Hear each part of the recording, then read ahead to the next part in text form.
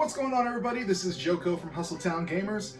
Welcome back to another video. So today in this video, I thought it would be fun to share my gaming history from when I was a little kid all the way up until now as a video game collector. Everybody's story with video games is unique, so I thought I'd share mine. Let's check it out.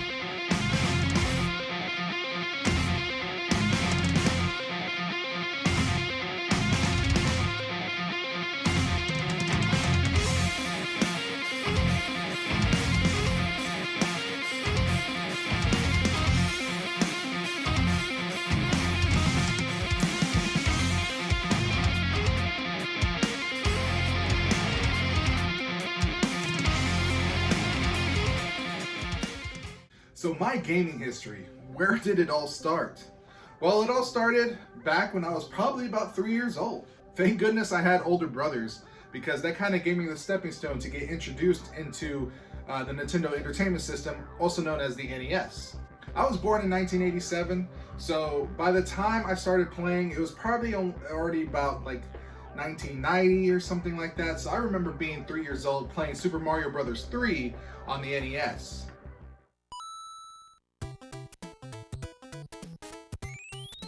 And of course, at that time, I didn't know what I was doing. I was just moving around the characters. I thought it was fun.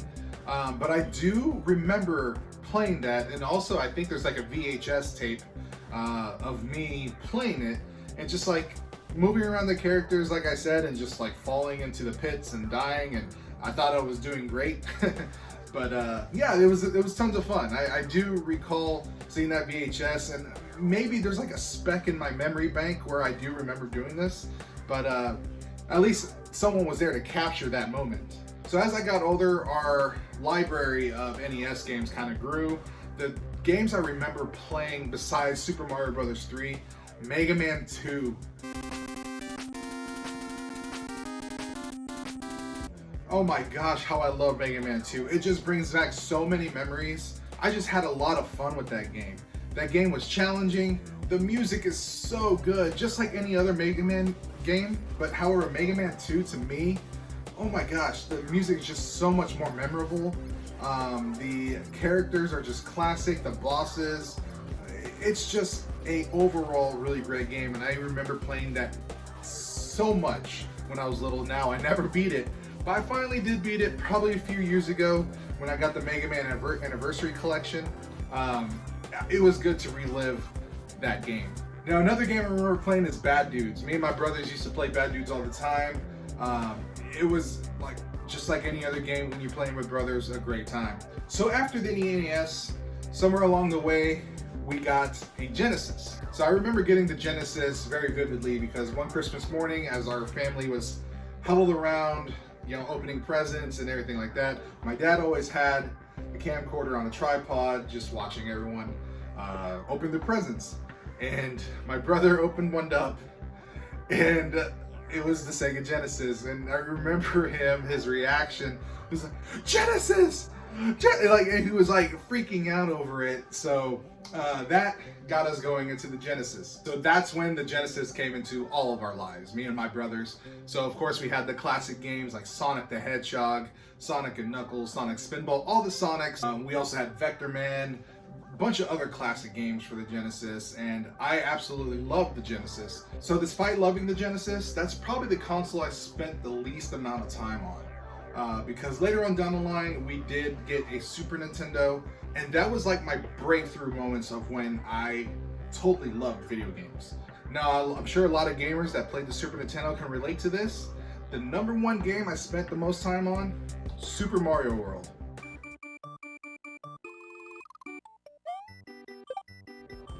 I mean, that game is just classic. It looks great. There was so much to do, so many secrets to find. And man, I really enjoyed that game when I was little. Now, of course, I play it now, and it's still fun to this day. But it was just super challenging for me back in the day. But that's not the only game I played. I played Mortal Kombat, of course, Killer Instinct. Now, the one fighting game that did stick out to me, besides Killer Instinct and Mortal Kombat, was Street Fighter.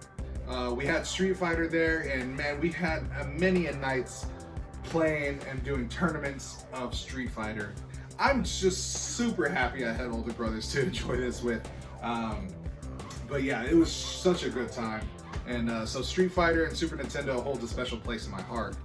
Now, the beauty of growing up in this kind of era was renting games. Now, a lot of you younger kids may know about the myths and the legends of rental places like Blockbuster, Hollywood Video, all those other places. And there we had a couple local mom and pop shops, rental places around town that we went to. But of course, when those shut down, Blockbuster and Hollywood Video ruled the scene when it comes to rentals. But it was always a treat for my mom to take me to, we had one called Grumpy's Videos and Latest and Greatest Videos, to rent a game. And I always chose the one with the coolest cover, but it ended up being the most disappointing game of all time.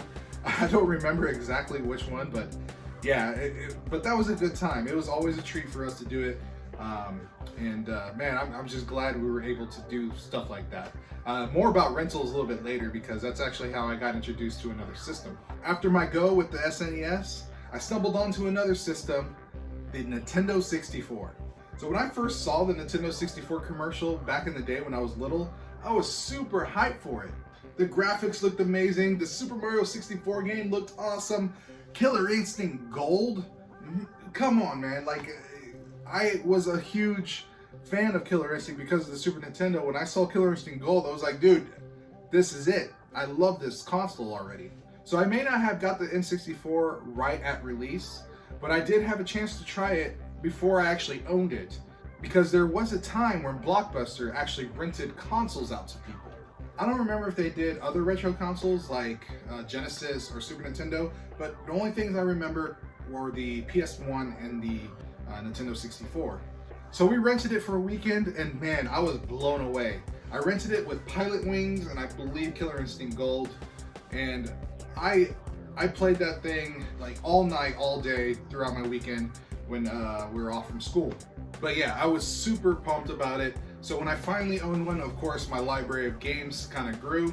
I had to get the Super Mario 64, Pilot Wings, Killer Instinct Gold. So two games that actually stuck out to me for the N64 are Cruising USA. I don't know why, I just had a really good time with that game. I think I mentioned in one other video I actually had the hardware for it, the steering wheel and the gas pedal and the brake pedal, which made it more enjoyable. It made it seem like you're actually driving the car. But the second game is Tony Hawk Pro Skater 1. Now the N64 port is probably not the best one, but it's the one that brings back so many more memories to me than any other port. The PS1, Dreamcast port, nah. The N64 port is the one that got me into that kind of game. So all in all, the Nintendo 64 is probably the console I spent the most time with growing up.